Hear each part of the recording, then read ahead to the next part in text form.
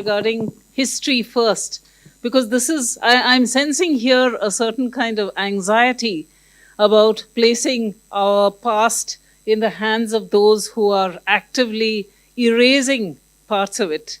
The responsibility that is bearing down on people like us to actually not just remember, but to communicate. I called for historical literacy. I would say that this is a need for building a historical temper. I've been talking about this in many different places of late.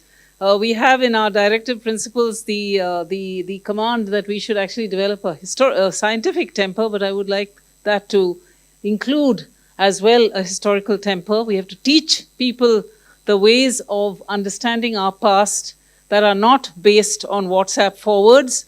And this means learning the historical method. It means effort, and it means reading, and it means engaging, all of which, some of us are prepared to do. I think we are doing it in our own ways, through our writings, through our public writings, but also with our oral engagements of this kind. So we are doing our best to fill that gap, as it were.